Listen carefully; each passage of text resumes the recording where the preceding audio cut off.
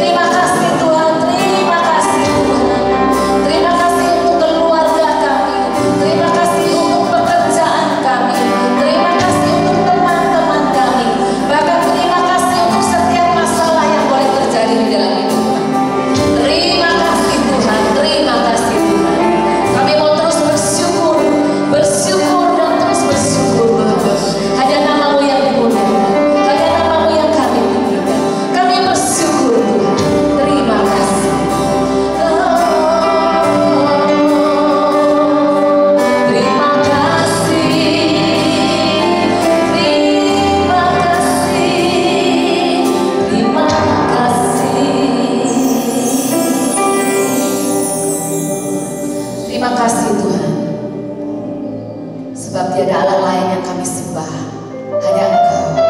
Tuhan yang mulia, Tuhan yang berkuasa, Tuhan yang menaungi langit dan bumi dengan kuasa kasih. Kemuliaan yang nyata di tempat ini.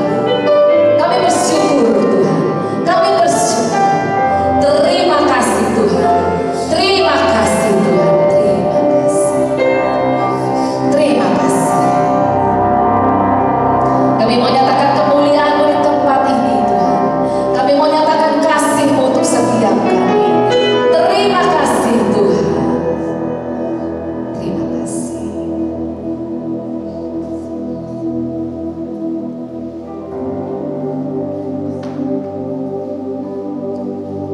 Terima kasih atas berkat kasih. Kau sungguh nyata di dalam hidup kami. Kami mau terus bersyukur. Kami mau terus memuji Engkau.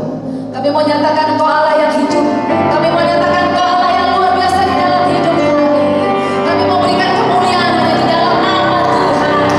Sorak-sorai dan kemuliaan nama Tuhan. Terima kasih.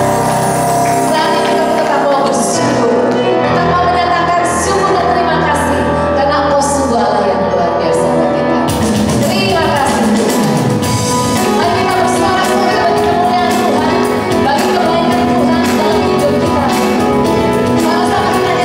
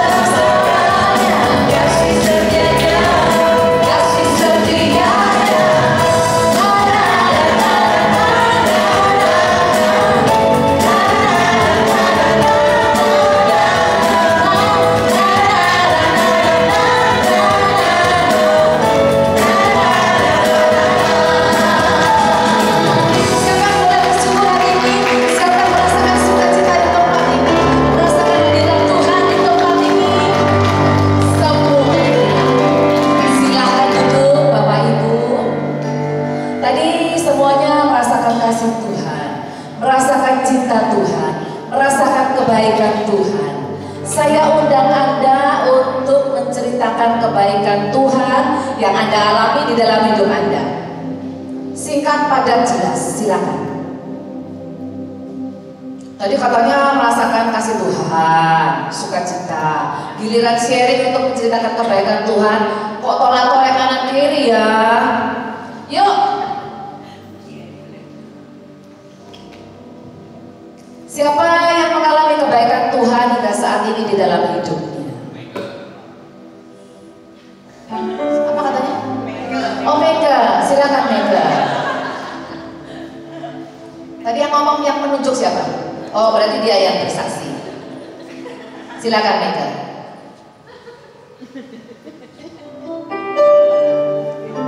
Shalom, selamat pagi semuanya. Perkenalkan, nama saya Maike. Saya sungguh luar biasa Tuhan dalam kehidupan saya. Saya ini merasa teringat kembali perjumpaan saya dengan Tuhan. Saya merasa rasanya air mata tuh gak habis-habisnya ya. Betapa kasihnya Tuhan tuh luar biasa. Waktu saya kelas 3 SD, saya dari kecil tidak dekat dengan mami saya. 2 minggu lalu saya diingatkan kembali bertemu dengan Tuhan.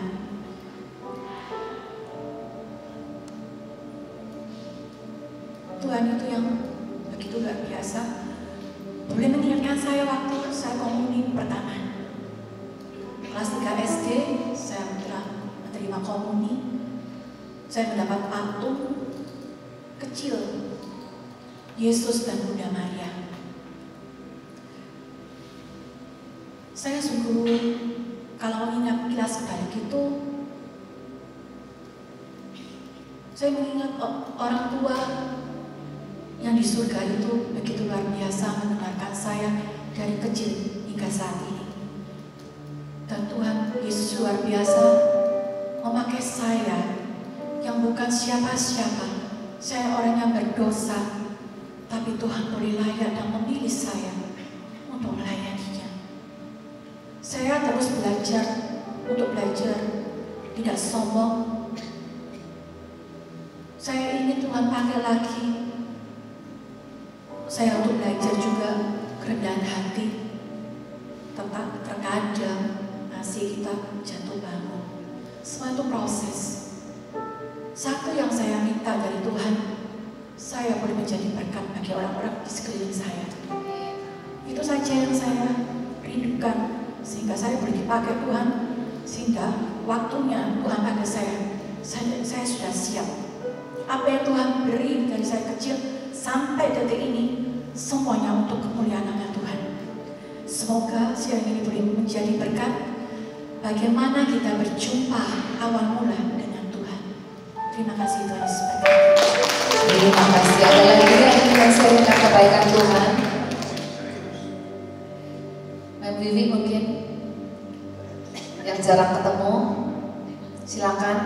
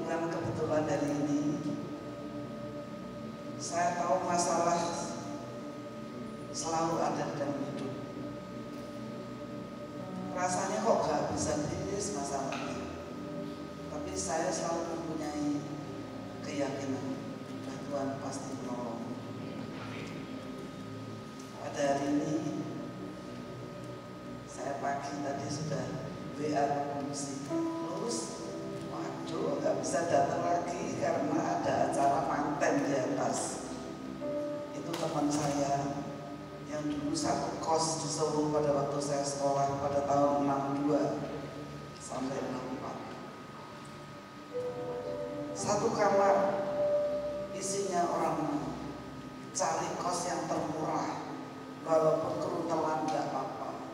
Itu saya alami. Jadi kita begitu bahagia berenam.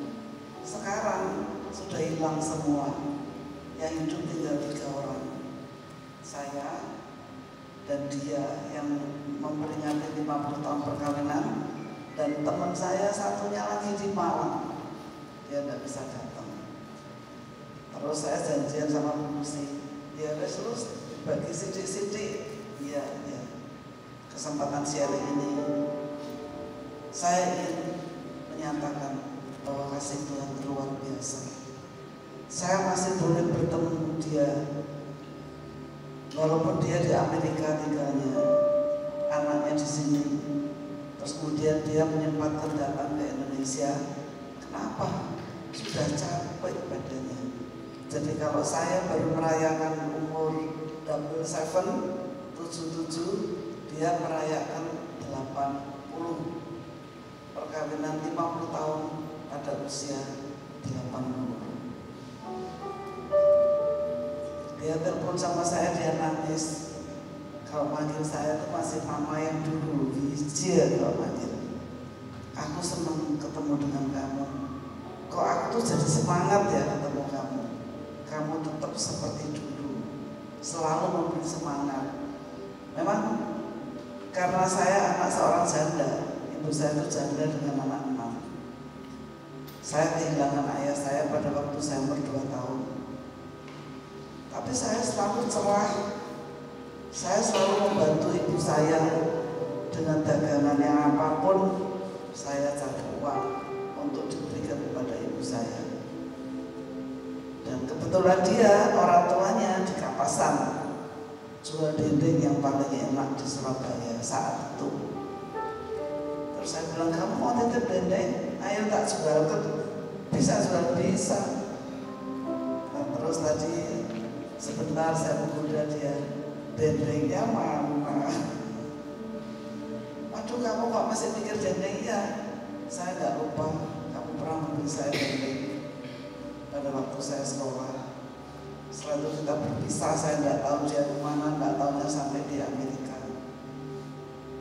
Sampai di Amerika dia pun harus bekerja berat untuk hidupnya. Dia bilang, betapa bedanya hidupku dan hidupmu. Jangan melihat hidup, lihatlah apa yang telah terjadi. Kita masih bisa ketemu. Dia merasa, Fit, itu kok enak. Dari pacaran enak sampai sekarang enak. Enggak loh, enak itu dilihat dengan mata atau enak. Tapi sebenarnya perjuangan hidup saya itu rasanya mungkin suatu saat saya diminta oleh Romo membuat buku, terutama Romo Adrian itu mau manggilkan saya wartawan untuk merilis hidup saya supaya menjadi panutan bagi wanita-wanita lain, di mana perjuangan hidup saya itu begitu berat. Tapi orang nggak kira, masa dulu itu berat? Ya, itu kenyataan hidup saya. Dilihat enak, dijalani berat. Tapi saya berani berjanji bahwa apa yang saya jalani dengan berat itu, saya memetiknya di hari tua saya. Di hari tua saya ini bagaimana? Ya berat karena kita nggak boleh marah, nggak boleh mengecam Tuhan. Apapun yang terjadi dalam hidup kita harus selalu bersyukur. Harus selalu bersyukur, enak bersyukur, tidak enak bersyukur, karena tidak enak itu akan menjadi enak. Ya memang rasanya sulit, tetapi kenyataannya yang saya alami sampai dengan hari ini. Berat ya jalan, tidak berat ya jalan, enak jalan, tidak enak pun jalan. Akhirnya setelah dilampaui semua, akhirnya itu enteng, jalannya itu jadi enak, tidak ada yang tidak enak. Apalagi kalau kita mengandalkan hidup kita pada Tuhan. Kalau sudah kecepet jedok, tahu ada jalan, jalan lagi jedok lagi, ada Tuhan yang merangkul, memikul dan menggandeng saya. Itulah kehidupan saya. Ya, karena itu saya hanya berpesan. Saya telah kehilangan suami saya 2,5 tahun yang lalu. Dulunya kalau kita hidup bersama tukaran, tukarannya itu ini enak bilang enggak enak. Ngomong keras katanya kok disangkanya budek ya. Saya ngomong dia enggak dengar. Tak buaternya enggak dengar. Buaternya lagi baru dengar. Terus lama-lama marah, aku enggak budek. Iya, nggak budek tapi harus ngomongnya 3-4 kali. Ngambil apa? Nyuruh, padahal jaraknya deket. Sehingga kita sama-sama kerja. Pegel, kok kebangetan ngambil sendiri aja nggak mau. Tapi setelah saya kehilangan, baru tahu rasanya betapa saya mengasihi dia, bukan membenci dia. Waktu sama-sama hidup, megel nih, kamu tuh kok kebangetan dan nadanya tuh kurang enak. Setelah saya ditinggal, saya nangis pada Tuhan. Tuhan, bila memungkinkan, saya ingin bertemu kembali.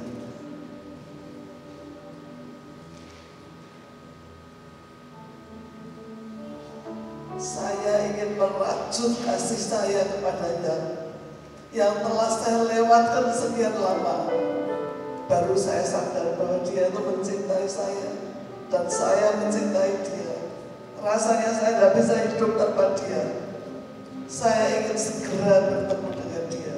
Itu yang saya minta pada Tuhan. Tapi dulu saya tidak merasa seperti itu.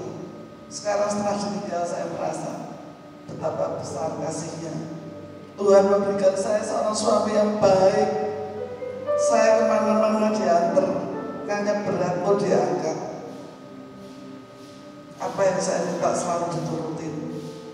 Itu saya tidak merasa suatu kebaikan. Bahkan kalau saya masak untuk dia bilang gini, gak usah masak, duduk sebelahku, tangan saya digandeng. Karena saya sebagai istri ingin membuat dia senang juga dimasakkan. Dia gak pakai, gak usah masak, duduk sebelah saya. Saya merasa dimasaknya gak mau. Tapi ternyata dibalik dia nggak mau, itu adalah kasih yang begitu besar. Dia tidak ingin saya capek. Dia tidak ingin saya ini bau masakan. Dia ingin saya selalu mendampingi dia. Karena itu Bapak dan Ibu, cintailah suamimu, cintailah istrimu selagi masih bisa. Karena waktu itu berlalu begitu cepat. Becekno itu hanya sekejap. Tapi sebetulnya cinta yang diterjemahkan dengan jengkel, dengan benci, dan apa. Itu yang saya harap ya, bisa berlanjut. Sobat, percaya toh? Marilah kita mencintai keluarga dan suami mencintai istri.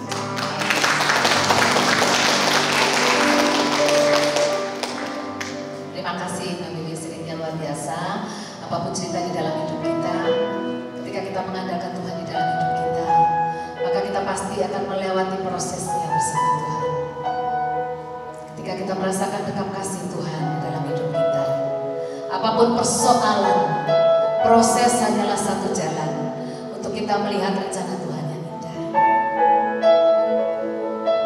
Tetaplah melekat kepada Tuhan, memuji dan menyembah Dia, maka engkau akan merasakan kasih-Nya yang luar biasa di dalam hidupmu.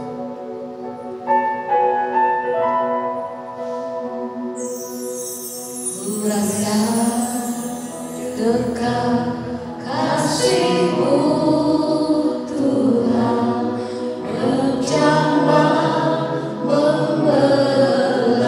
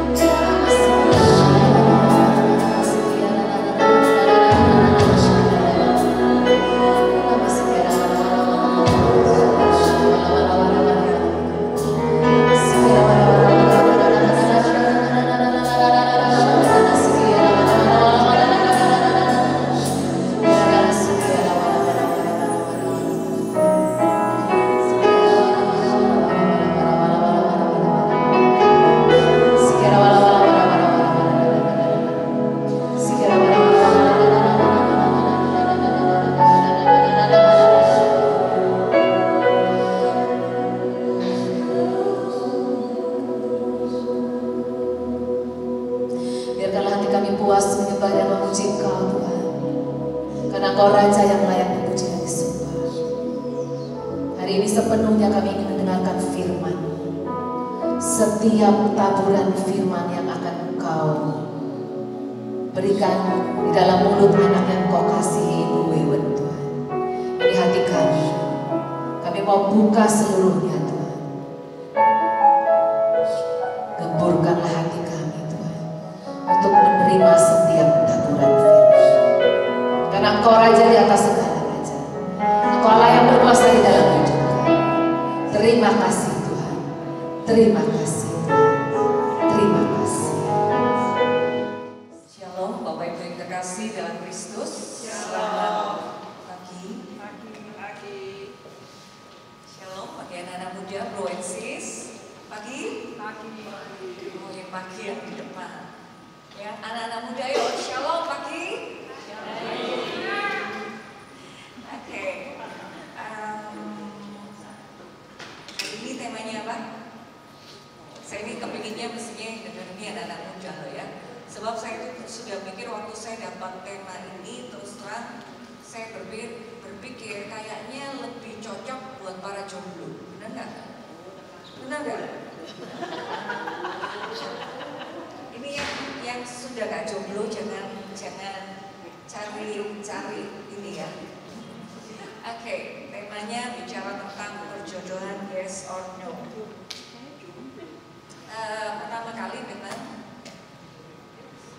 Pertama kali memang waktu saya dapat tema ini, saya awal di depan itu saya agak ngeblank ya. Sebab saya berpikir gini, saya ini tidak pernah bawa tema tentang cinta-cintaan ya. Biasanya kalau bicara tentang cinta-cintaan ya mungkin kita ada bicara tentang love, dating, and sex gitu ya. Tapi ini bicara bicara yang harus sesuai dengan firman Tuhan, mau tidak mau ya. Saya akhirnya berusaha untuk belajar lebih dalam ya, walaupun sudah kawin sudah berapa tahun gitu ya. Oke, kita akan lihat dasarnya dulu di dalam Alkitab. Kalau kita lihat di Alkitab tuh ada banyak ternyata bicara tentang perjodohan. Saya ambil salah satu perikop aja dulu ya. Nah, kita baca sama-sama.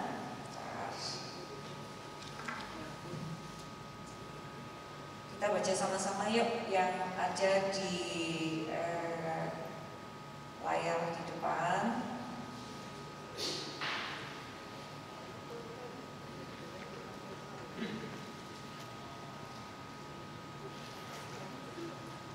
Ya sama-sama. Kejadian 24 ayat 1 sampai 8.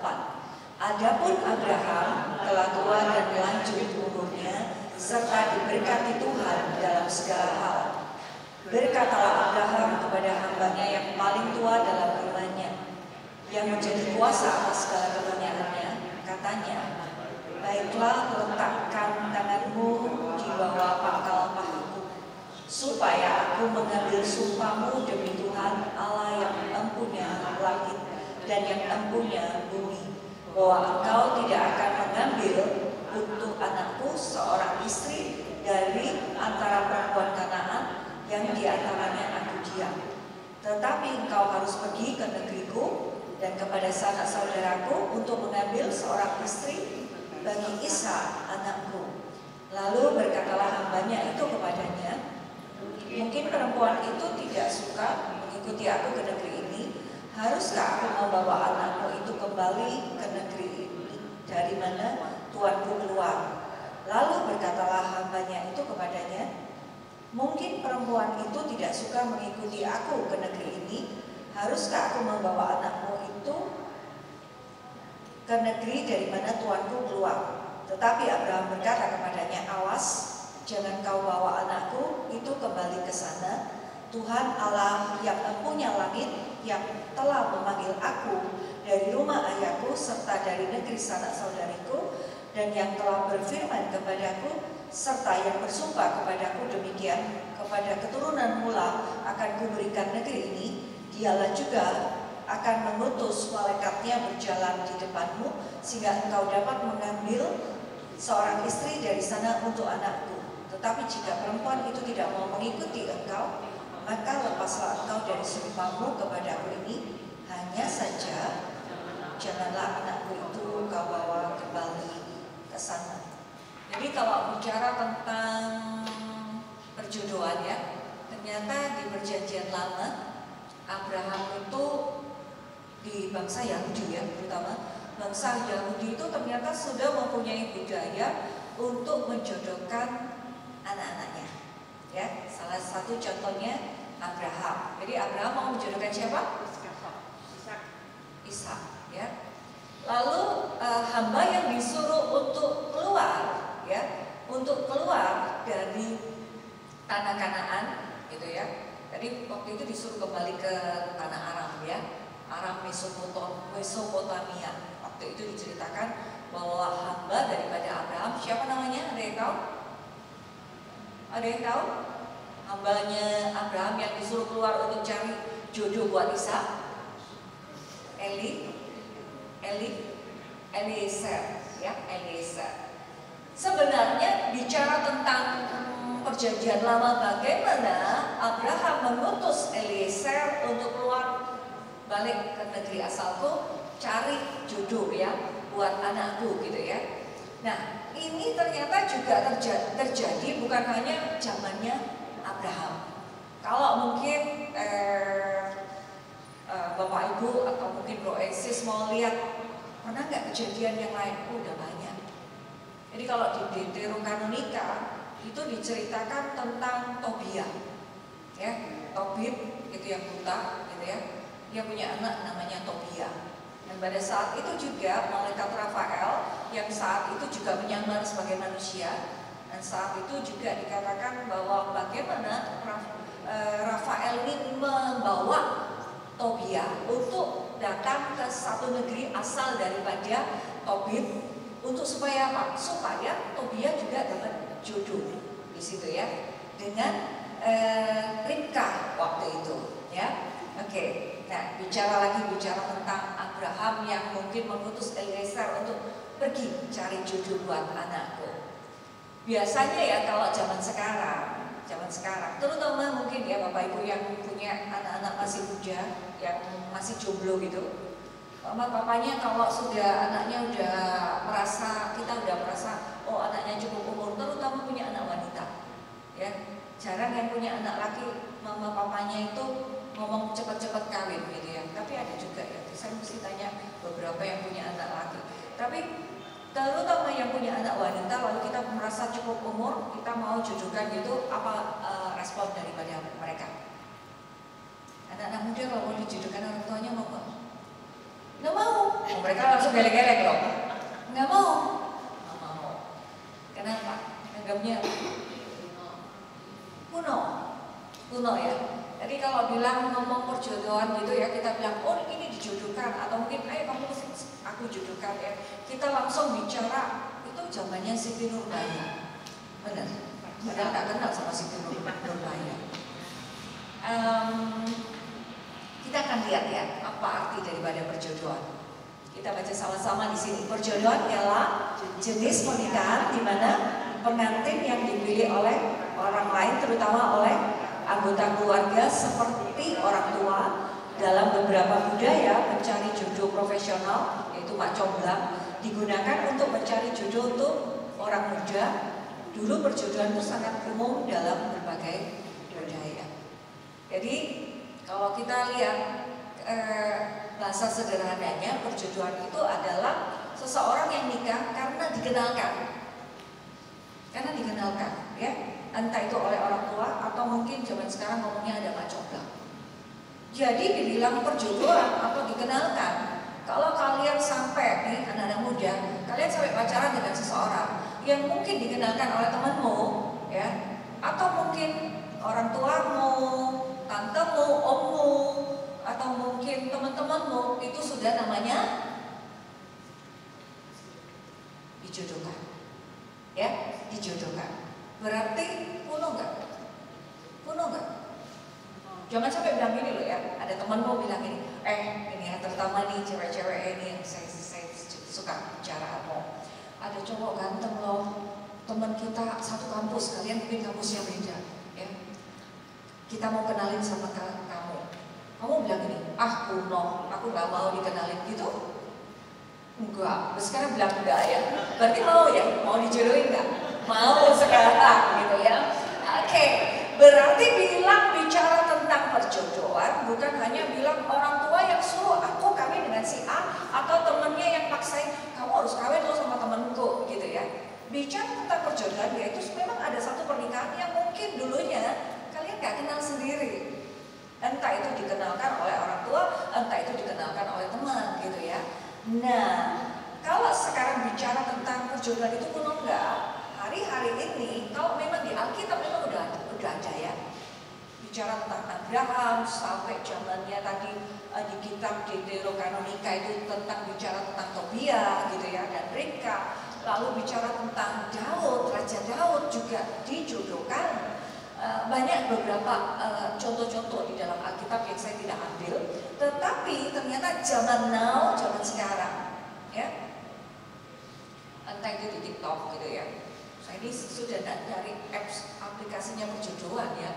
Kalau sampai sudah seusia saya cari aplikasinya perjodohan itu membahayakan. Nanti dikatakan Uber keberapa gitu ya.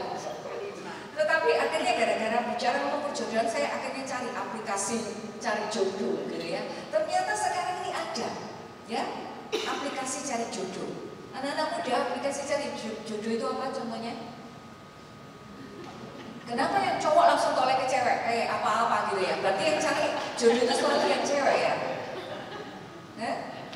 Ada yang tahu aplikasi cari jodoh apa aja? Tantang. Terus apa lagi? Apa lagi? Kalian mesti harusnya lebih tahu dong. Apa lagi? Saya nggak boleh keluarin merek loh di sini, ini masuk YouTube. Oke, kelihatannya mereka pada ngerti tapi sudah angkat-angkat tangan nggak berani gitu ya. Takut ditelusuri sama mama-mamanya nanti. Oke. Jadi ternyata hari-hari ini aplikasi untuk cari jodoh itu banyak. Bahkan sampai tulis gini saya lihat. Mau cari pasangan orang bule, oh mereka juga ada aplikasinya gitu ya buat cari jodoh. Saya nggak buka loh ya, saya nggak buka. Jangan khawatir, cewek nggak buka aplikasi cari jodoh. Tapi sekilas saya melihat bahwa aplikasi cari jodoh itu mengeluarkan profil mereka ya, foto mereka, jobnya mereka, pekerjaan mereka, usia mereka, mereka tinggal di mana. At least kurang lebih kita tahu sedikit lah tentang mereka ya. Dan ternyata hari-hari ini masih aja ada juga mungkin beberapa kasus bagaimana anak muda yang sudah beranjak dewasa yang mungkin sudah berpikir aku mau lebih ke jenjang serius, nggak mau pacaran saja, aku mau nikah. Mereka tidak keberatan untuk diajak temannya untuk dijodohkan ya. Gini-gini ya, saya itu berpikir gini, kayaknya memang yang kasih tema saya ini mungkin ngerti ya. Jadi saya berpikir gini, saya akhirnya berpikir bahwa selama ini saya sudah mencomblangkan berapa orang gitu ya. Ternyata banyak ya. Saya tahu waktu langsung mikir gini, waduh saya sebenarnya yang sudah nikah karena sudah saya comblangkan itu sudah sekitar mungkin ada 4 pasangan. Dan saya sampai jadi saksi nikah mereka loh ya. Bahkan pada saat mungkin saya melihat anak-anak muda gitu ya. Misalnya saya punya temennya punya anak, saya lihat dulu ya, wah anaknya cowoknya ganteng gitu ya. Langsung saya bilang gini, udah punya pacar belum gitu ya. Sosial saya yang dilihat kan anaknya mereka ya. Mereka langsung bilang ini, sudah belum. Lalu waktu mereka tunjukkan, ini loh pacarnya sebagai temannya orang tuanya ya. Lalu saya bilang ini, tak tak sayang tak gitu ya.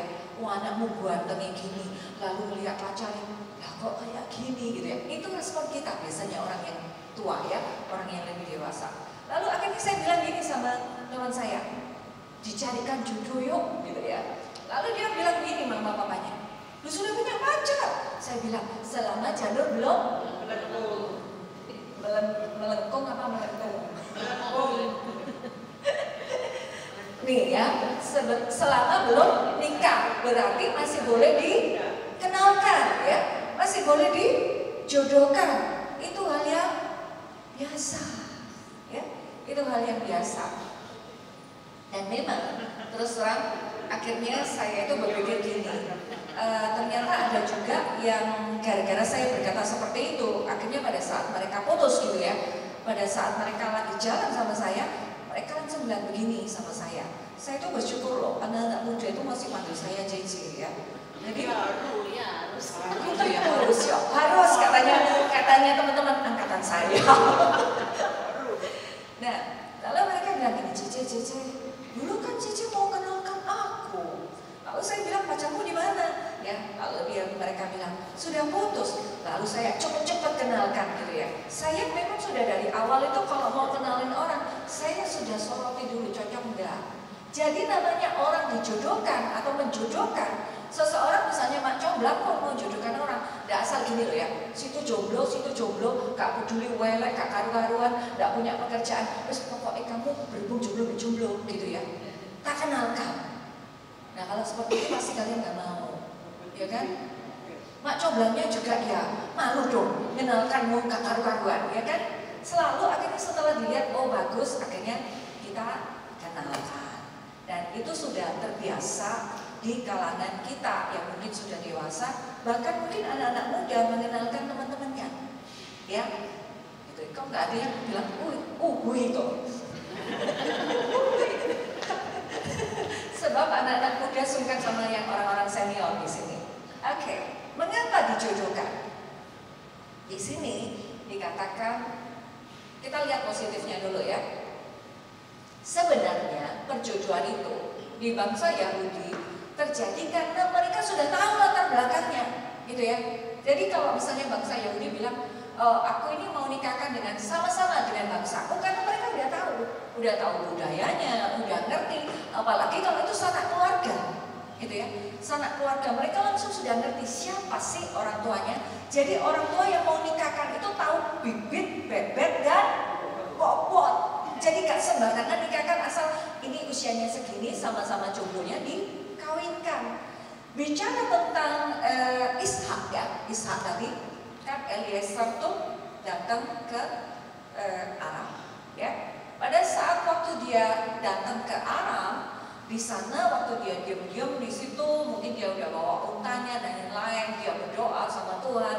Lalu di tengah-tengah dia kehausan, dia lihat ada gadis yang mungkin ambilkan air dan lain-lain. Begitu banyak gadis-gadis yang ambil air, lalu dia berdoa, Tuhan, gitu ya. Tadi kan bukankah dia sebelum berangkat, Abraham berdoa loh, untuk Eliezer ya. Tuhanku yang menyuruh aku keluar, ya sampai ke tanah Kanaan, itu akan yang menyertai engkau, gitu ya, untuk cari jodoh kasarannya untuk anakku, gitu ya. Lalu di tengah-tengah di situ dia waktu bertemu dan Tuhan mengizinkan dia bertemu dengan siapa? Judulnya Ishak. Judulnya Ishak siapa? Kok ngeblank semua? Ribka. Ya, kalau ini mungkin kelas gitu saya suruh remedi ya. Ya, dari Ribka ya. Jadi waktu pada saat ketemu dengan Ribka, Bapak Ibu perhatiin ya, ternyata kenapa disetujui juga dan keluarganya Ribka juga setuju bicaranya. Jadi Ribka ini, papanya Ribka adalah yang namanya Betuel ya. Papanya Ribka namanya Betuel. Nah Betuel ini siapa? Betuel ini papa mamanya Betuel namanya Milka dan Nahor ya. Siapa Nahor? Nahor ini ternyata saudaranya Abraham ya. Jadi bicara kalau ngomong Nahor itu, jadi Ribka itu cucunya Nahor. Nahor itu siapa? Saudaranya Abraham, gitu ya. Nah dari situ jadi Abraham itu punya dua saudara ya. Jadi salah satunya Nahor. Jadi itu masih bau family, keluarga besar, ya. Dan mereka akhirnya mengenalkan, mempertemukan karena sudah tahu. Jadi Nahor mau mengawinkan Ribka sudah tahu. Oh, mertuamu itu siapa? Ya, mampu hidupi anakku enggak? Budayanya kayak apa? Jadi mereka ngerti. Jadi biasanya kita nih orang tua kalau sampai mau jodohkan anaknya, saya percaya meskipun dikenalkan sama temennya, biasanya kita nih orang tua punya kebiasaan ngecek dulu, ya. Kalau zaman sekarang, rumahnya di mana sih anak ini? Mama papai kerja apa? Selain anak itu kerja apa, mama papanya kayak apa itu juga dilihat sama kita orang tua. Benar? Benar. Ada yang bilang gak apa-apa daripada pokoknya anakku gak kawin gitu, ada? Enggak kan, tetap diperhatikan. Nih, jadi perjodohan terjadi karena mereka tahu latar belakang keluarga, ya. Tapi yang terakhir itu juga karena keterbatasan. Dijodohkan kenapa? Hari-hari ini mengapa aplikasi untuk cari jodoh itu laku? Atau yang bicara ngomong mak comblang itu laku? Karena sudah beda dengan zaman dulu memang. Kalau mungkin dari zaman dulu nih, para perempuan itu kan juga di rumah gitu ya, dikenalkan, mungkin mama papa pada kenal terus akhirnya kamu punya anak ya, aku ya punya anak, yuk kita jodohkan gitu ya. Kenapa? Saya ini punya mama saya itu nikahnya karena dijodohkan. Zaman dulu nikah dijodohkan, merahnya kok awet ya, tidak gampang cerai. Zaman sekarang sudah kenalan-kenalan sendiri, pacaran-pacaran sendiri, nikah-nikah sendiri. Kok ya di tengah-tengah itu ada perselingkuhan, ada perceraian, sudah cari sendiri gitu. Ya, zaman dulu itu dijodohkan. Jadi mama saya itu bilang begini sama saya. Aku ini ketemu sama papamu hanya sehari sebelum besok nikah. Ya puji Tuhan sih mau pada mau dulu ya. Padahal terus terang waktu itu mama saya bilang harusnya dia udah punya pacar, ya. Tapi karena orang tua zaman dulu itu melihat ketemu mereka kenal lalu bilang aku punya anak laki, kamu punya anak perempuan, mereka melihat mungkin mereka sendiri yang ngomong-ngomong ya, lihat fotonya dan lain-lain, lalu bilang ya udah dikawinkan. Bayangkan, ya.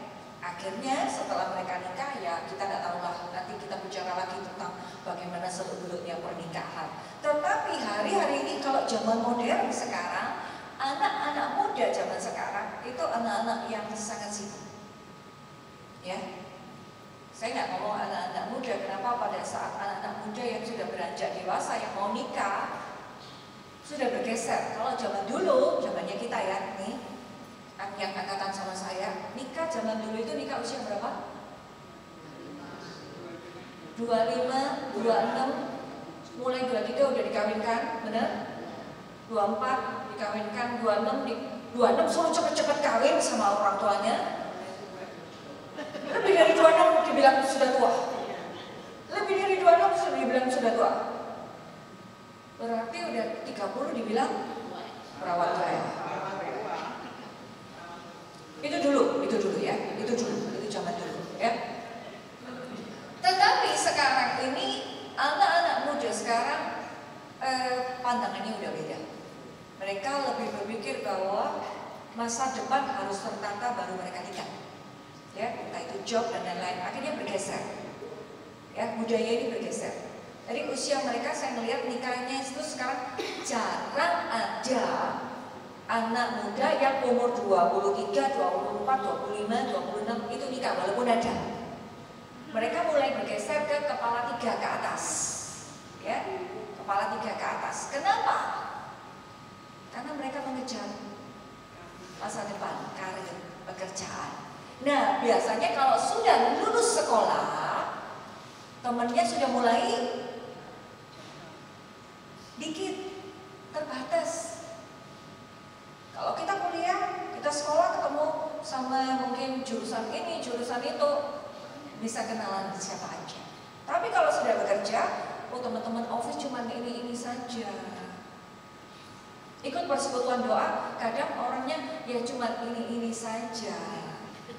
Gitu ya. Jadi mulai mereka terbatas teman, ya, terbatas teman, kurangnya waktu, habis waktu dari pagi sampai malam bekerja. Kadang-kadang saya juga heran hari-hari ini saya melihat beberapa orang gimana bisa ketemu jodoh. Wong dari pagi bangun tidur mereka sudah lari bekerja, malam bekerja sampai jam 6, jam 7, habis jam 7 mereka keluar, mereka pelayanan. Saya langsung pikir gini, terus ketemu jodohnya kapan? Di pelayanan. Dia kalau misalnya cocok ya ketemu. Kalau ketemu kata mereka begitu. Kadang-kadang juga sudah aktif dari bekerja, aktif gereja, sampai ketemu pacar pun mungkin sudah punya pacar, nggak punya waktu untuk pacaran. Tiap hari meeting, habislah waktunya. Nah, keterbatasan ini semua yang membuat akhirnya orang mau dijodohkan, ya.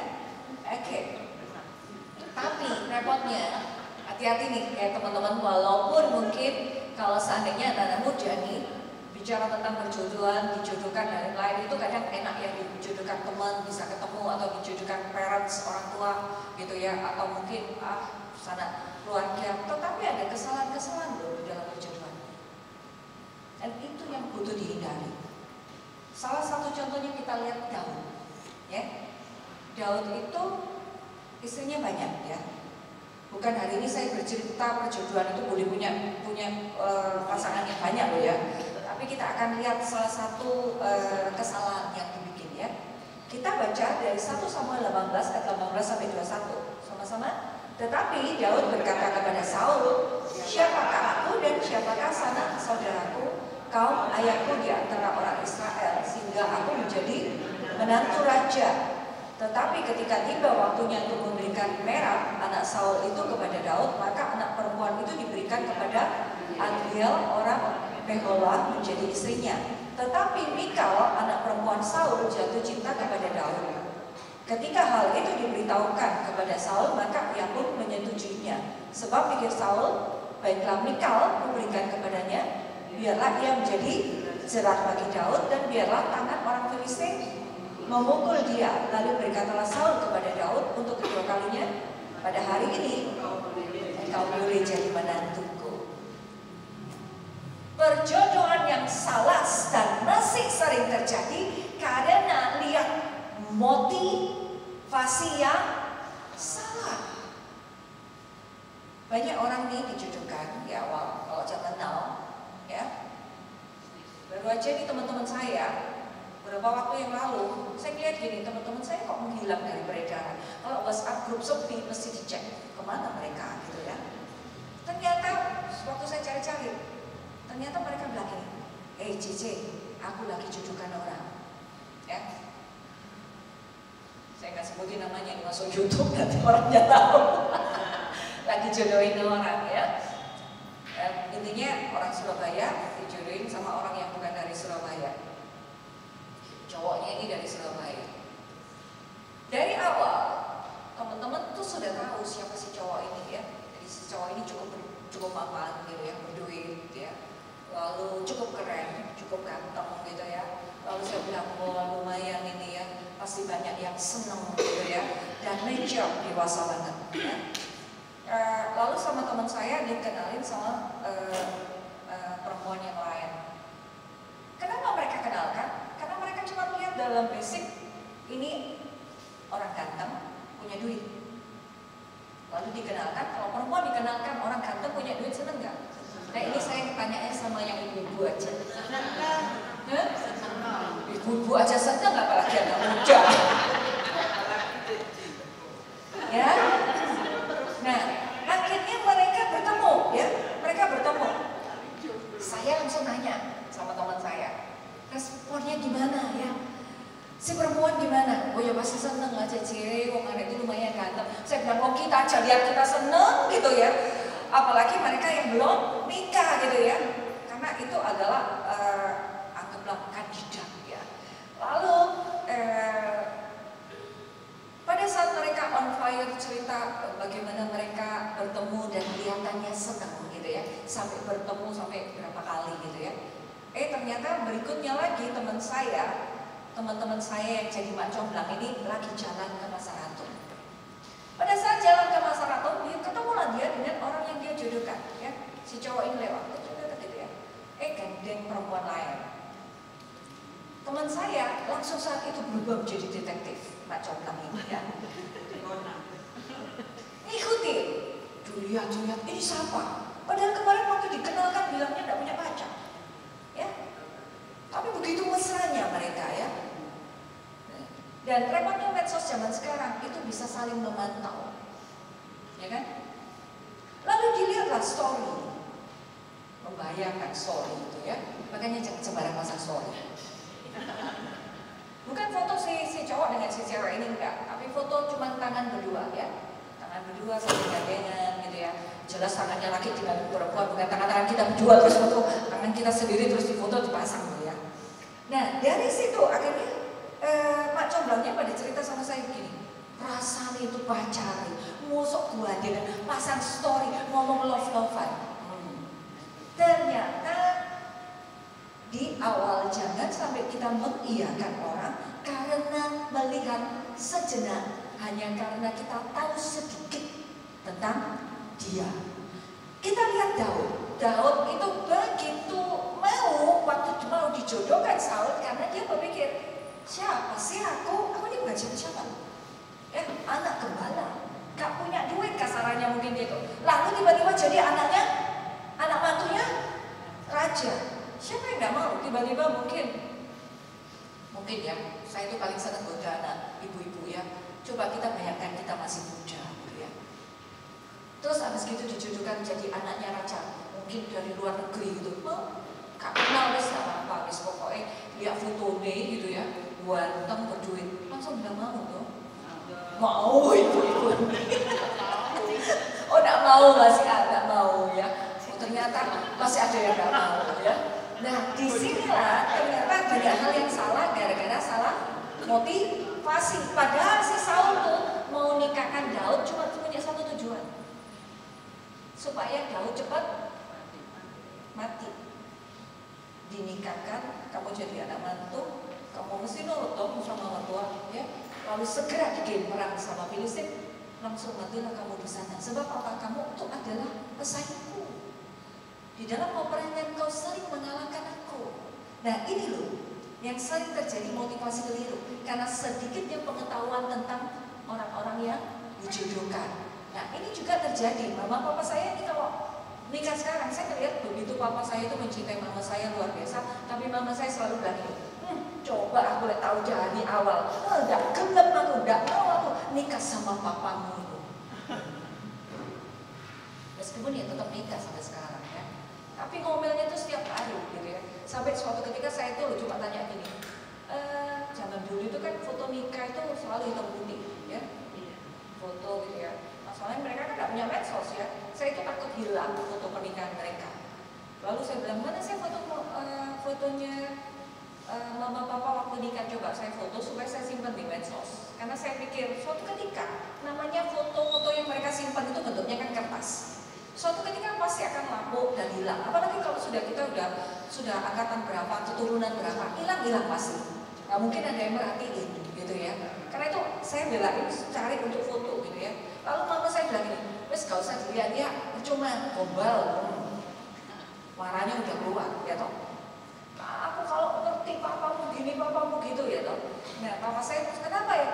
Dia merasa harapannya tidak sesuai. Dia mengharapkan ini, papa saya nggak seperti yang diharapkan. Ya, jadi meskipun mungkin dilihat mukanya ganteng waktu itu, tapi ternyata apa? Karakternya nggak sesuai yang diharapkan. Mungkin mama saya kepingin orang yang romantis, dan papa saya bukan orang romantis. Keluar makan berdua katanya mama saya bilang begini, masa baru nikah, ya, dijak keluar makan berdua, pesannya gini, 1 es teh, 1 nasi goreng. Tak pikir buat aku, dan buat dia sendiri. Lalu gak ditawari bojonya, gak ditawari istrinya, gak ditawari, kamu mau makan apa, minum apa? Enggak, langsung makan minum sendiri. Lalu mama saya tanya, lo aku gimana? Jawabnya simpel, ya pesennya dewek kok. Pesennya sendiri gitu ya. Nah ini yang terjadi ya.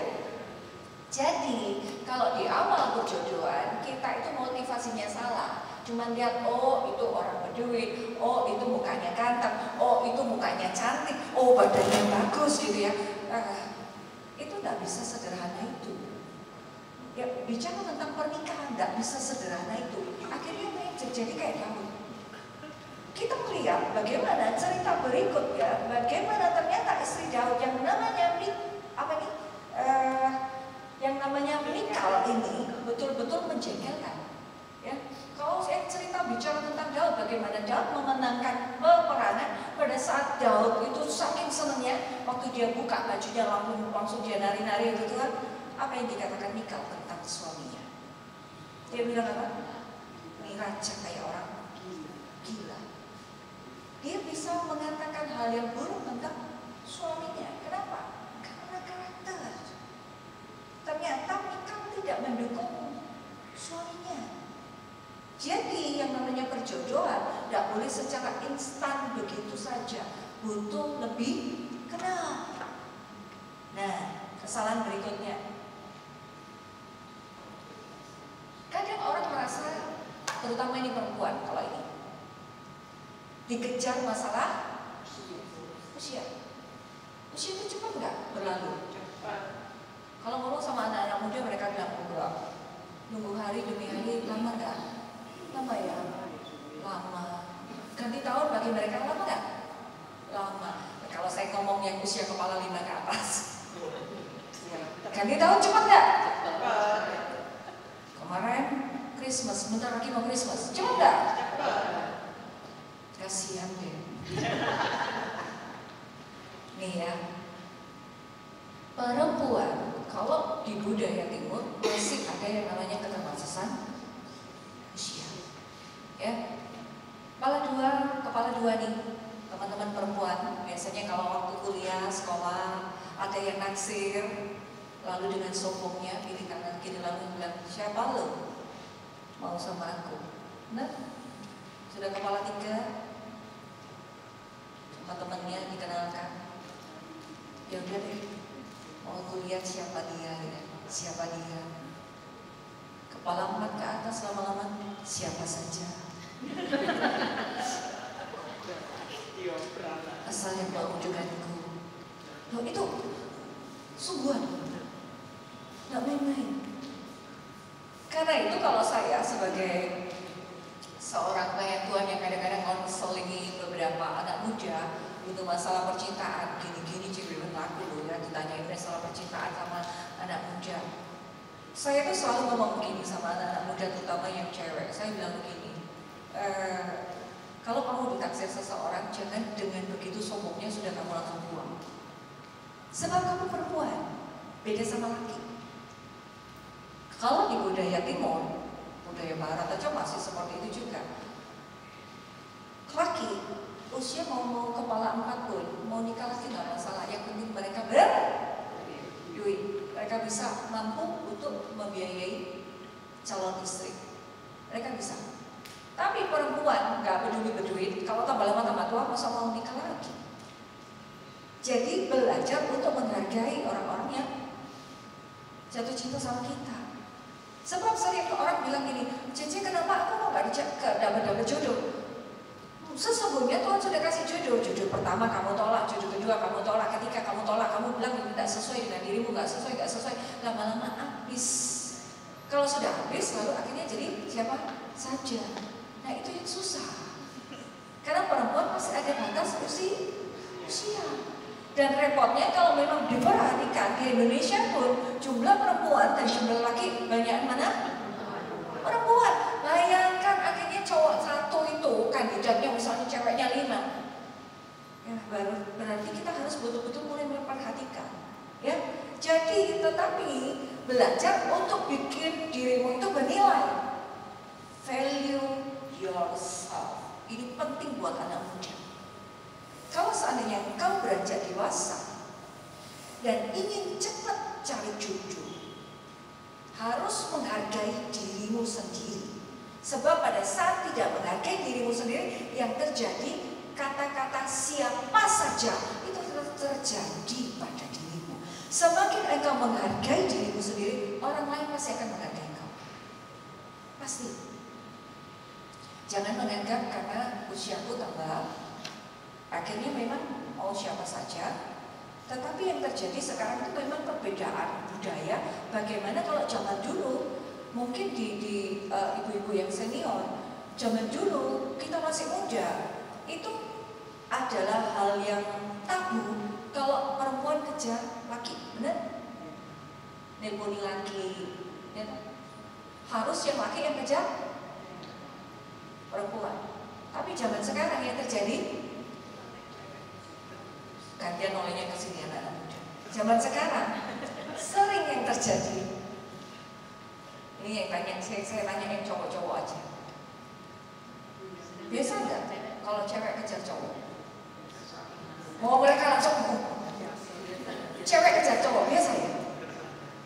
Kalau dulu kan teleponnya dulu cuma satu di dalam rumah ya toh, nggak boleh rebutan sama orang tuanya. Zaman sekarang semua orang punya handphone. Oke. Seandainya ada yang suka sama kalian, cewek-cewek kadang-kadang jawabin nggak? Jawabin nggak? Sering nggak? Udah makan belum? Kuliahnya udah selesai belum? Kamu di mana? Gitu ya. Bisa nggak? Biasa. Biasa. Jangan bilang tabu ya. Ini langsung pahami ibu-ibunya. Nah, nih ya. Cuman saya ngajarin itu gini. Kita belajar seimbang. Dalam perjodohan, tetap bagaimanapun jangan menjadi perempuan itu adalah seperti barang dagangan yang terlalu murah. Semakin engkau gampang pacaran dengan orang lain, terlalu gampang dan tidak menjaga, mohon maaf, jadi soalnya zaman pacarannya mungkin dulu sampai sekarang saya tidak tahu beda apa enggak, karena kan kita sekarang sudah tidak pacaran ya. Yang tahu adik-adik ya. Zaman dulu mungkin ciuman aja. Kalian kalau sering ciuman terus, orang tuanya tahu, marah nggak? Mama? Pernah kejadian dimarahin mama papanya gara-gara ketahuan ciuman? Tidak ketok ya, tidak dibilangkan katanya. Mereka tidak berani ya.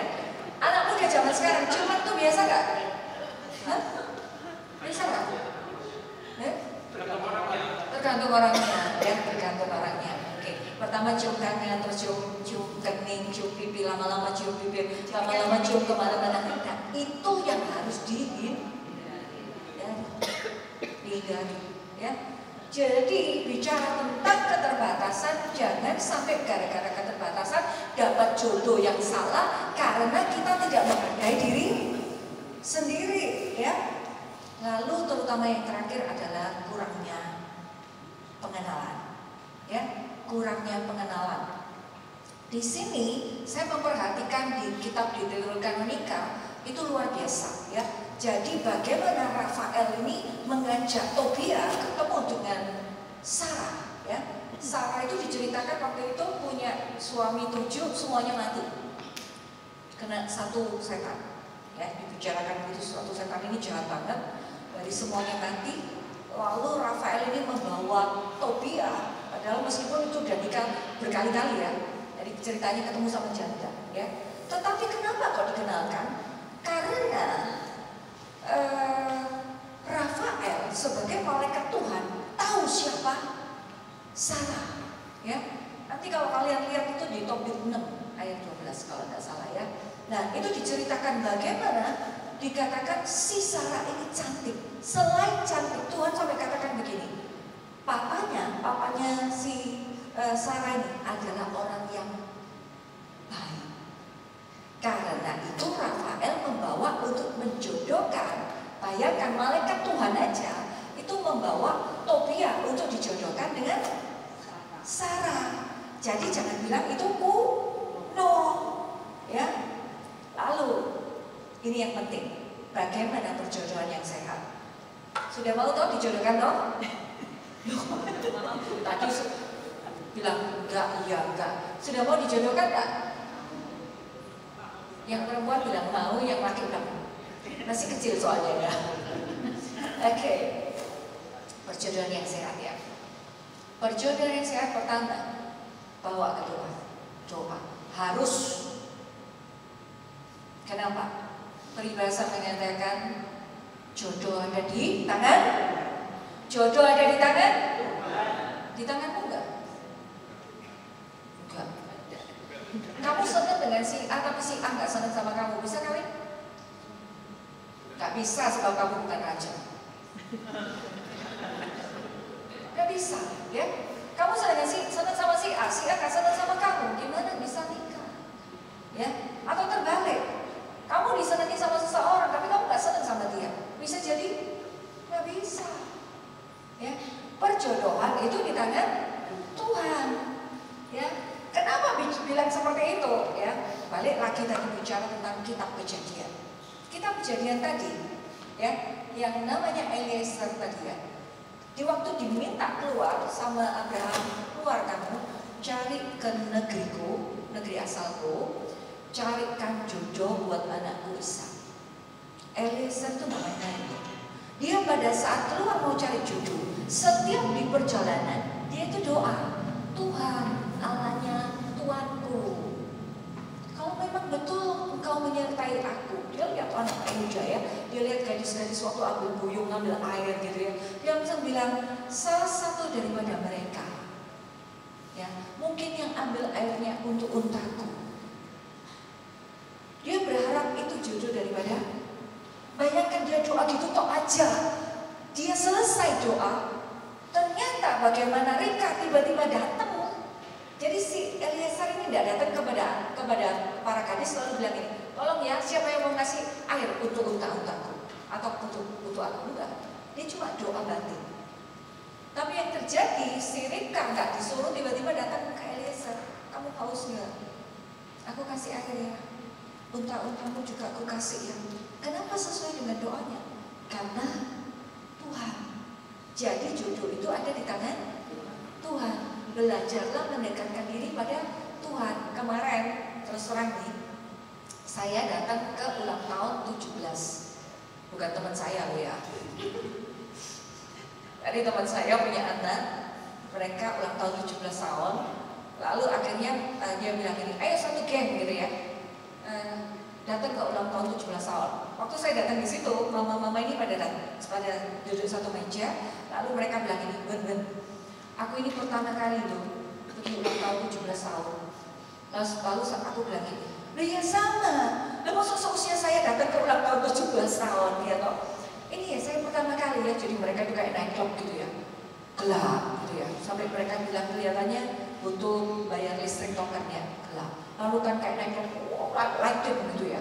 Lalu anak-anak muda pada datang ya, Polones. Saya ingat zaman saya dulu waktu muda ya. Wah, pakai Polonesnya mereka sekarang beda loh ya. Nah, lalu mereka masih jos-josan gitu ya, keren ya, sama pasangan-pasangannya bawa lilin gitu ya.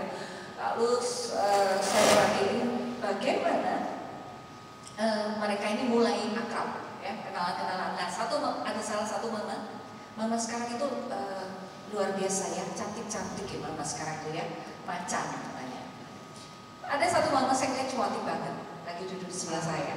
Lalu ngobrol-ngobrol, lalu tanyalah saya tentang suaminya yang ikut sama dia. Saya lihat, wah kamu cantik banget ya.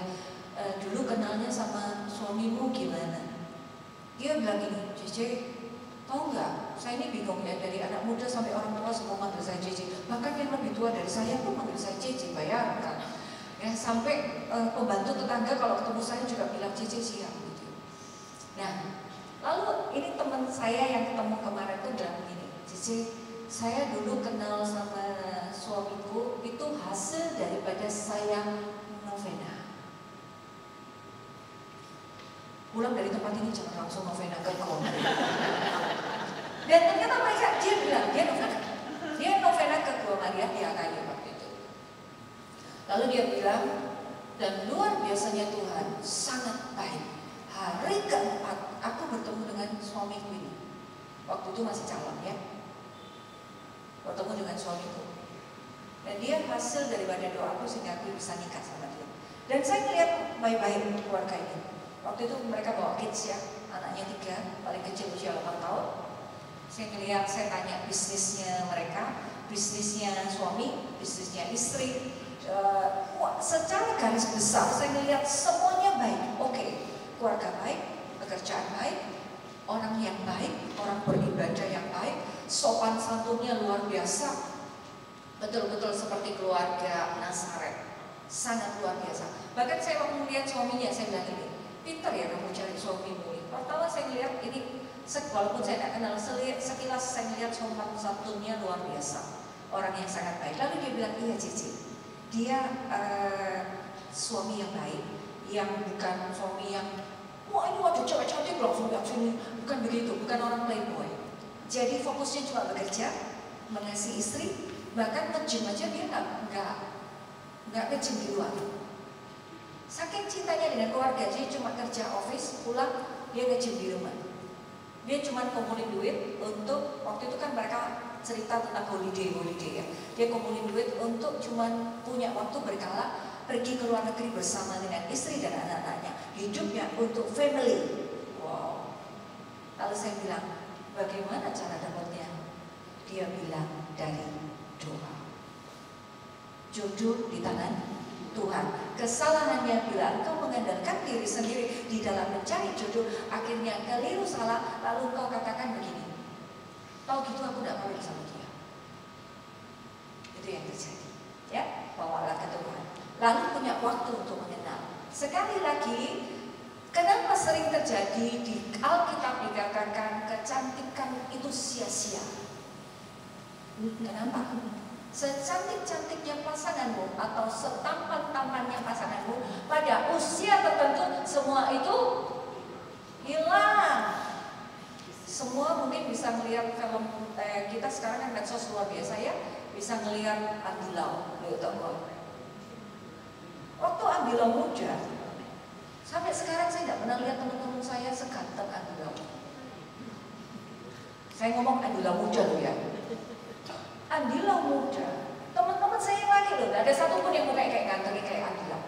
Berarti Andi Lau itu mudanya masih nomor 1 waktu dia jadi Yoko Kondor Heros, pemanang burung Raja Wali, keren banget, ya. Tom Cruise, siapa yang bilang Tom Cruise gak ganteng? Ganteng, sekarang aja ganteng, bagi mama-mama. Kalau anak-anak muda bilang Tom Cruise ganteng, mereka langsung bilang sudah. Tetapi sudah kelihatan, wajahnya berubah. Saya waktu melihat zamannya kita muda, kita melihat perempuan yang cantik, kalau Prakawati yang internasional, Cindy Crawford. Cantik gak? Wah, cantiknya wow. Kalau yang update sekarang, fotonya sekarang, Cantikan kita. wah, katanya Cece Lucy cantikan dia daripada Cindy. Ya, nah ini loh. Ya. Jadi yang namanya penampilan itu tidak abadi. Walaupun sekarang musim oplas ya, saya melihat luar biasa sekarang ini ya, laku banget ya. Mama-mama cantik itu semua oplas ya. Oplas punya rembus, pokoknya penting muka cantik gitu ya. Nah, tetapi perhatiin, tetap bagaimanapun juga itu tidak abadi. Yang abadi adalah karakter. Saat sudah tidak tampan, saat sudah tidak cantik, yang namanya orang baik tetap baik. Dan itu kesalahan banyak anak muda yang suka menolak orang yang mungkin standarnya di bawah tampan dan cantik. Karena mereka nggak melihat sifat yang baik. Mereka cuma melihat, aku bukan cuma orang ganteng, orang kaya, sedangkan yang perempuan, yang laki juga bilang, pokoknya tidak ayu, tidak ini, aku tidak mau. Nah ini. Jadi karakter adalah harta terpendam yang harusnya itu membuat keluarga saat nikah itu bahagia. Kita tadi udah dengar loh sharingnya Bu Wiwi. Ya, kenapa dia kehilangan? Karena suaminya cinta sama dia. Meskipun ramai loh ya, kadang-kadang mereka bertengkar. Tapi ngelihat bagaimana suaminya ngangkat, diangkatkan, masak, gak usah masak, pergi kemana-mana diantarkan. Dari mana seandainya punya pasangan, gak peduli gantengnya kayak apa, lalu bilang gini, weh masak ya, aku pulang kerja, kamu masak sing bener ya, terus masak, setiap masak bilang gak enak, terus dimuarai ya. Nah, apa yang terjadi? Gak kuat, gak mungkin cinta-cintaan terus. Jangan berhidup seperti kayak drama Korea. Repotnya sekarang ini anak-anak muda itu suka lihat drama Korea, jadi standarnya semua kita film Korea, ya. Jadi harus ada waktu untuk mengenal. Yang terakhir, jangan dibilang jodoh atau dijodohkan itu mutlak. Kenapa sih? Jangan dibilang begitu. Kenapa? Ini saya tunjukin di ayat awal. Di ayat awal. Ayo yang terakhir. Baca yuk. Tetapi jika perempuan itu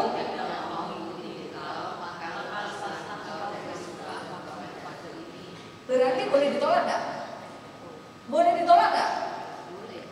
Dijodohkan tuh boleh ditolak nggak? Boleh. Kesalahan juga beberapa anak muda yang terlalu depresi, terlalu serius dengan bicara tentang dijodohkan, terlalu membuat masalah sederhana. Padahal orang tua itu kepinginnya itu memberikan yang terbaik, makanya dikenalkan, ya, dengan anaknya, temannya dan lain-lain. Kalian sudah bilang gitu, aduh ma, zaman apa toh sekarang ini kok dijodoh-jodohkan? Padahal orang tua berpikir ini baik untukmu, berkenalan dulu. Tapi kita sudah nolak, ya. Beberapa kasus yang terjadi dan sangat parah dan harus dihindari adalah yang terlalu keliru. Padahal jodoh itu bisa ditolak setelah mungkin berteman, ya. Jadi saya ini punya teman waktu SMA. Beberapa waktu saya tidak ketemu dia, lalu saya mendapat cerita dari teman saya. Waktu itu setelah saya nikah, beda mungkin cuma 3 tahun setelah saya nikah. Waktu saya ngobrol-ngobrol sama teman saya, mereka bilang, kamu tahu nggak si A ini sudah meninggal? Saya bilang waktu itu saya ini nikah muda ya, jadi saya ini nikahnya muda. Saya nikah usia 24. Saya nikah usia 24. Jadi waktu itu saya waktu masih usia 27, saya dikasih tahu teman saya bahwa teman saya meninggal. Kenapa? Karena dulu usia 27 terlalu ke atas, itu orang tua selalu sudah menganggap kamu perempuan tua. Dan mereka segera menjodoh-jodohkan, ya. Lalu akhirnya teman saya ini stres karena dijodohkan orang tuanya tanpa tahu siapa, nggak ngerti, pokoknya kamu cepetan menikah sama keluarga pada senangnya. Padahal sesungguhnya calon dia cukup bagus, secara pekerjaan bagus, cukup mapan dan lain, tapi sebelum apa-apa dia sudah tolak.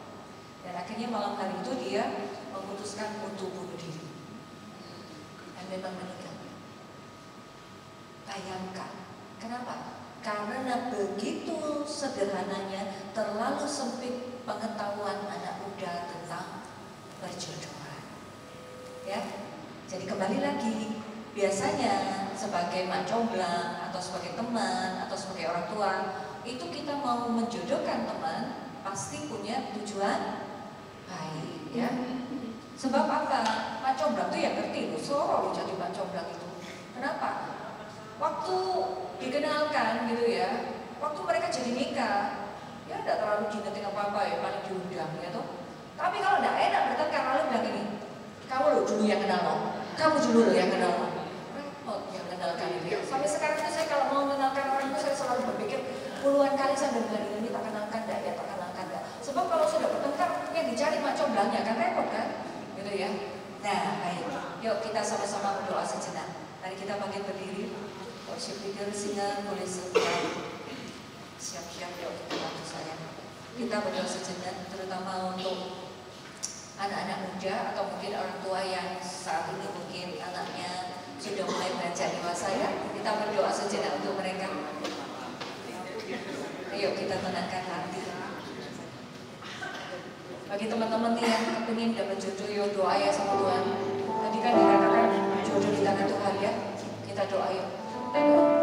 Dalam nama Bapa, Putra dan Roh Kudus. Amin. Bapa, sungguh kami bersyukur kepadamu buat kasih. Sebab dari awal mula penciptaan, Engkau menjadikan kami menjadi satu pasangan hidup. Semua karena Engkau punya rencana baik, sehingga Adam dan Hawa boleh menikah. Dan laki dan perempuan boleh menemukan pasangannya.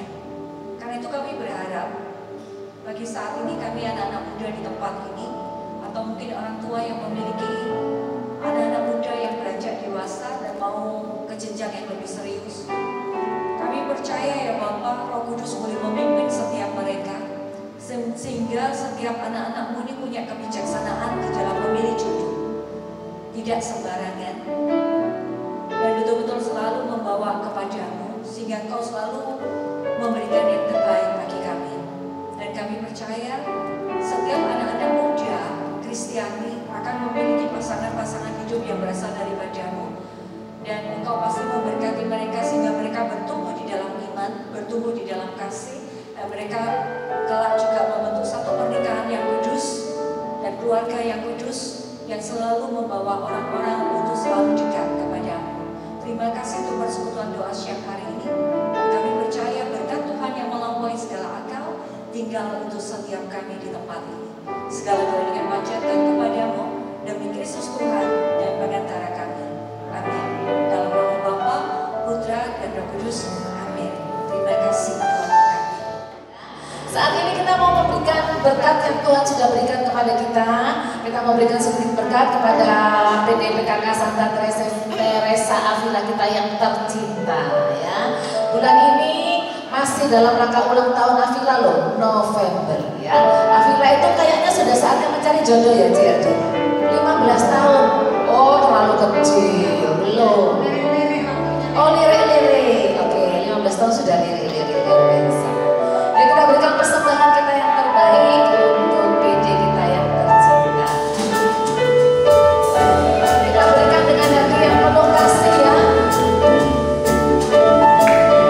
Kasih itu sabar, murah hati, lemah lembut, tak cemburu. Kasih itu memberi sukacita di hati.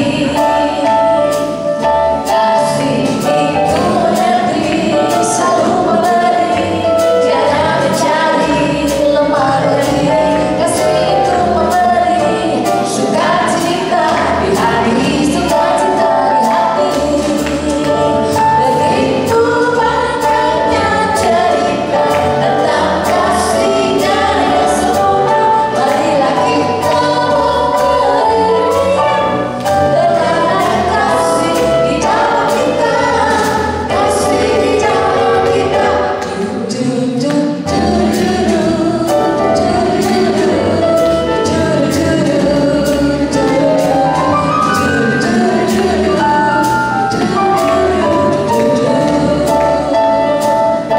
Kasih itu sabar, murah hati, lemah lembut, tak cemburu. Kasih itu memberi sukacita di hati.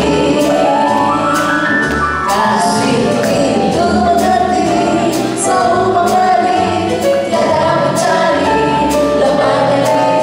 Kasih itu memberi sukacita di hati. Kasih itu memberi sukacita di hati, sukacita di hati. Kasih itu memberi sukacita di hati. Terima kasih untuk persembahan yang terbaik yang sudah diberikan. Nah, mohon perhatian sebentar untuk beberapa pengumuman.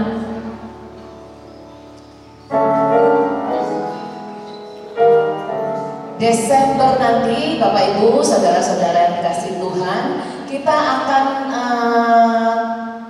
ada di dalam serial bersyukur, ya. Temanya besarnya bersyukur.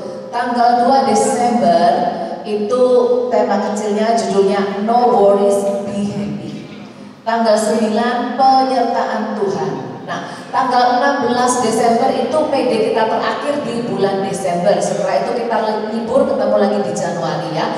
6 Desember, thank you, gracias, kamsahamnida, arigato, merci, xie.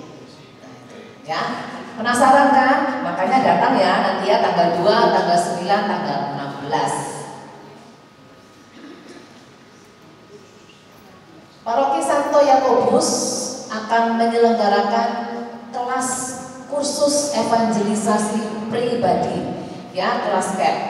Membuka pendaftaran baru untuk kelas misi evangelisasi, pemuritan, dan oikos. Kapan? Setiap hari Jumat, jam 18.30 dan 20.30, ya. Ramai-ramai kita daftar untuk kita supaya kita menjadi evangelizer-evangelizernya Tuhan. Tatap muka ya Bapak Ibu, ya, biayanya 350.000. Dimulai dengan seminar hidup baru di dalam roh 26 Februari. Selanjutnya ada juga CAP OMK, benar ya? Ada flyernya nggak?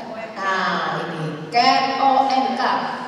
Semua yang termasuk pengurus yang muda-muda di Avila, ya yang muda-muda itu pendaftarannya free. Ya gratis, cepat. Tata dan siapa teman-temannya yang semua ini ya yang muda-muda. Itu ada kelas OMK CAP Santo Yakobus, itu juga setiap hari Jumat 18.30 sampai 20.30. Mestinya biayanya 250.000, tetapi khusus Avila free. Nah, kurang apa coba? Daftar ya. Kalau sudah free harus daftar. Selanjutnya, sudah, oke, sudah tidak ada pengumuman lagi. Saya mau mengundang saudara-saudara, teman-teman, Bapak Ibu yang berulang tahun tanggal 17 November sampai dengan hari ini tanggal 24. Ada tidak?